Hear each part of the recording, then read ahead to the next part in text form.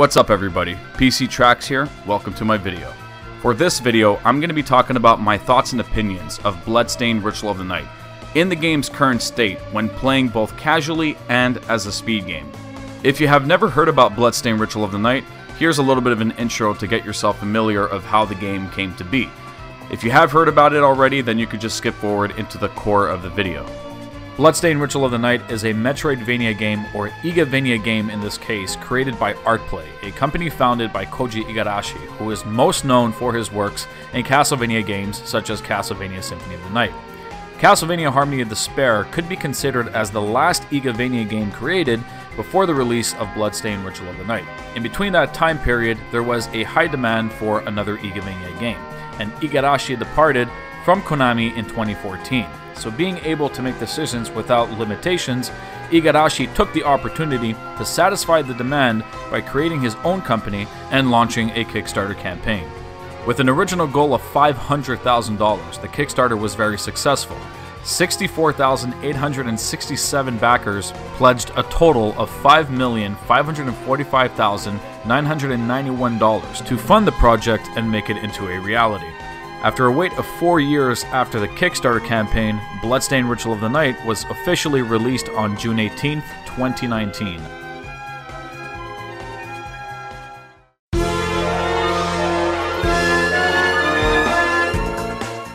So the ultimate question stands: is Bloodstained Ritual of the Night a good game?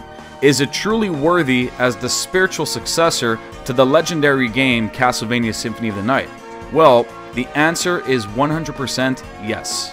I would highly recommend this game to any Castlevania fan, let alone to any Metroidvania fan who wants a fantastic experience within the realm of Bloodstained.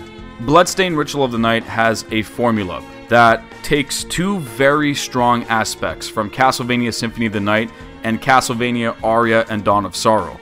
The game borrows the combat and movement from Castlevania Symphony of the Night and blends it in with the soul system of Castlevania Aria and Dawn of Sorrow. However, in this game, they're not souls, they're known as shards.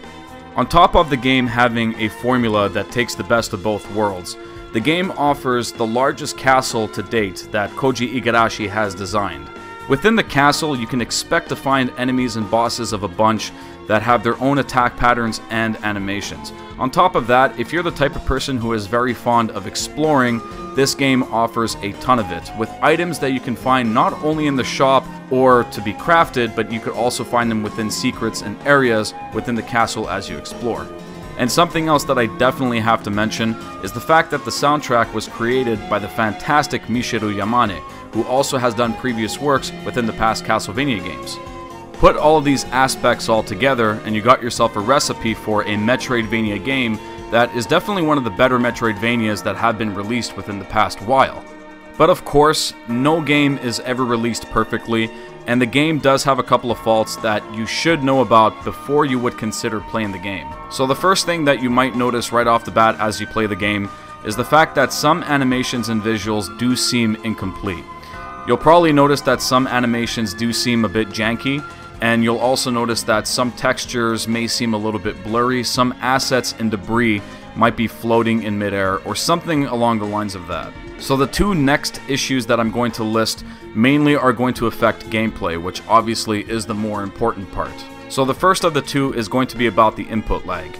So assuming that you have played the game on PC or on console, if you have tried to play the game on the Switch version, you might notice that you would seem to drop inputs a lot more often.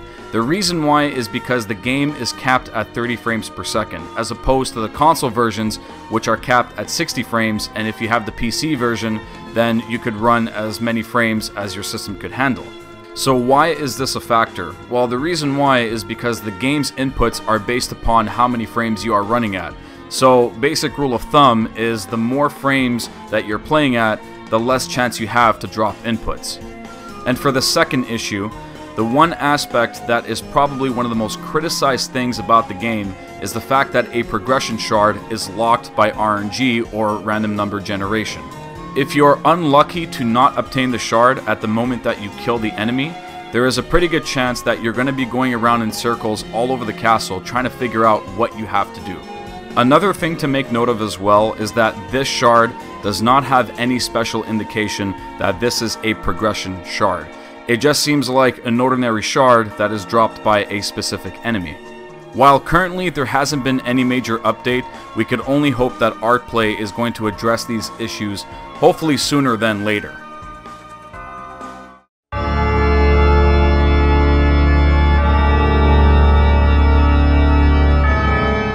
With myself being a speedrunner, most notably for Castlevania Symphony of the Night, it is only natural that I'm going to be tapping into speedrunning Bloodstained Ritual of the Night.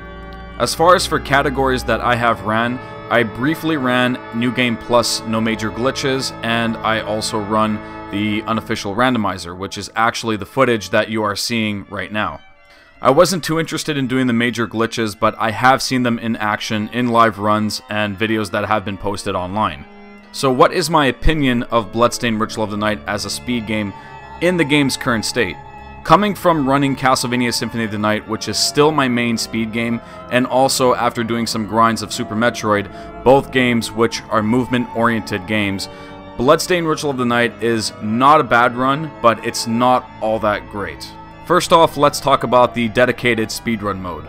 While it's nice that the game does have a built-in speedrun mode, the only reason why that you would want to run the mode is the fact that it removes most fanfare in the game. If let's say you were to pick up a health or mana vessel, it's not going to be like in the actual game where if you pick it up, you're going to be frozen for about 2 seconds and you're going to get that little fanfare. In speedrun mode, it removes it, which is quite nice. It gives you the incentive to actually pick up health and mana vessels rather than to avoid them. But aside from that, that's pretty much the only reason why you would want to play speedrun mode. The on-screen timer is completely pointless to have because it is not accurate. Like the game's inputs, the timer is based upon the game's frame rate. It's fine to use as a reference, but it is not accurate. You would have to time yourself RTA if you want to give yourself an actual competitive time. Something that Artplay dropped the ball on is the fact that cutscenes are not auto-skippable. This is something that should have been added since day one. It is a quality of life thing that I would say that is pretty much essential if you're going to have a speedrun mode for a game. One game that I have to say that is the prime example of a perfect speedrun mode is Katana Zero. So let's get the speedrun mode out of the way. Let's talk about the actual speedrun itself. Once again, I'm mostly coming from doing no major glitches, New Game Plus, and randomized runs. I haven't tapped into doing major glitches, but if you have checked out live runs, you can pretty much see how busted the game is, where you could just skip and clip through everything. But the first thing that I'm going to be talking about is the routing. I'm not going to get into too much detail, but it's what you would expect in a Metroidvania as far as for navigating through rooms, trying to optimize rooms, getting your progression items, all that jazz. There really isn't anything that's super concerning about the route itself. My main concern, however, is the movement. Being that this game is an Igavania, your fastest method of movement is going backwards. And this, of course, is excluding the accelerator shard. Your main method of movement is going to be a technique called backdash canceling. You're going to be using backdash canceling until you make it to Livre Ex Machina, which is the library of the game, and then you're going to be encountering Angelfuss. After you kill Angelfuss, you'll get the double jump shard. And of course, after you get that shard, you'll be able to double jump and dive kick. Also, dive kicking in this game is actually pretty strong. I would say that it's one of the better dive kicks if you were to compare to the previous Castlevania titles. But those techniques are the only techniques that you will have all the way up until the end game, to which you can get high jump and get the accelerator shard. Which high jump you have to farm for an item to craft in the shop, and accelerator is obtained at the Den of Behemoths, which is super late into the game. There is no transformation that you obtain. There is no movement option that pretty much fills in the void between getting the double jump and getting the high jump later on in the game. And that's where it kind of feels stale for me, because again, coming from running Castlevania Symphony of the Night and Super Metroid, there is always a movement option that you obtain at the perfect time. So for example, in Castlevania Symphony of the Night, you get the Bat Form, and then you get the Leap Stone, and then you get all of these items which just keep on enhancing your movement, filling in that void. Same thing with Super Metroid. Right off the bat, you have a run that's pretty quick. You also have your wall jumps that are available right at the start of the game. But later down the line, you get Speed Booster, you get Space Jump, you get all of these things that just keep on enhancing your movement. This is where Bloodstained kind of lacks. Yes, you do have high jump and you have accelerator to enhance your movement. But here's the problem about high jump. High jump is a craftable item in the shop that is restricted by RNG. In order to craft high jump, you're going to need an item called Bovine Plume. Bovine Plume is dropped by an enemy in the Oriental Lab. And the lab is located in a later part of the castle. It's not super late, but it's getting into the end game. So that's pretty much the gist of it.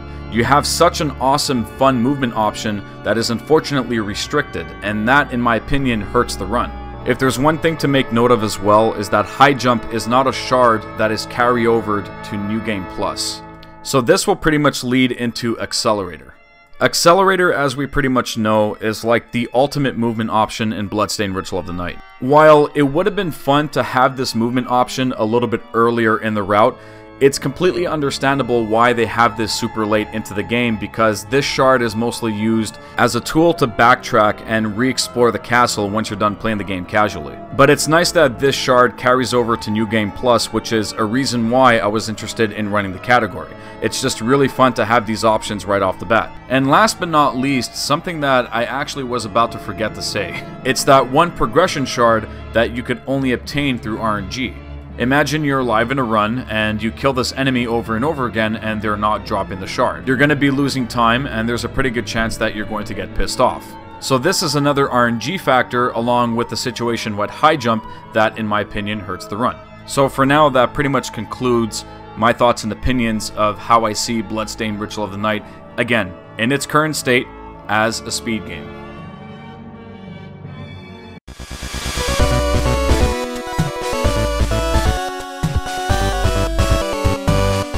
In conclusion, Bloodstained Ritual of the Night has a potential to be the best Igavania game that has been created to date. Resolving the issues that I have listed before in the video could only make an absolute world of a change, especially with newcomers who are experiencing this game for the first time. But the way I see it, from here on out, the game is going to get a lot better and better as time goes on. We are still awaiting on characters such as Zangetsu that still have yet to be released, and 2 other unannounced characters I believe that are going to be released down the line. Additional modes are also planned to be released very soon. I believe the next mode is going to be Boss Revenge mode, which I'm honestly curious to see how it's going to play out. But the 2 modes that I am really waiting for, that I'm pretty sure everyone's going to come back to the game and play it, is Co-op mode and Roguelike mode. As for the speedrun stuff, the only things that I see Artplay changing anytime soon is having a actual functional timer in-game and adding auto cutscene skip to speedrun mode. Anything else regarding to the game's movement and whatnot is purely based on what I feel and my opinions about the game. I honestly don't expect that Artplay is going to be doing any changes in regards to that, but it is definitely something that I still want to add on out there because I truly feel that it's something that is going to make the run a lot more enjoyable. Something else that I wanted to mention about is that I do plan on creating an updated video as soon as we get some major updates going on within the game. With all of this being said, I want to thank everybody for checking out my video. If you liked the video, please consider clicking that like button. Also, send me a comment down below if you would like to discuss anything about Bloodstained Ritual of the Night. Also, if you're not aware, I am a streamer on multiple platforms. I stream on Twitch, YouTube, and Mixer, so you can consider following or subscribing to me depending on your platform. And last but not least, I would love to give a shout out to FatiG. He is the artist that created the Garter Belt mod for Miriam, and it's what you're seeing right now on footage. He also created the Bloodstained Modders Discord server. I'm going to be sending a couple of links down in the description below. I also would love to give a shout out to thegreatunclean, who created the unofficial mod Randomizer for Bloodstained Ritual of the Night. Definitely something that I would highly recommend to check out. It's definitely keeping me busy until we're getting some major updates, hopefully soon. And for the final shout out, I would like to give a shout out to everybody who has helped me out to give me some tips and suggestions to create this video. Once again, thank you very much for checking out the video, everybody. Have a good one.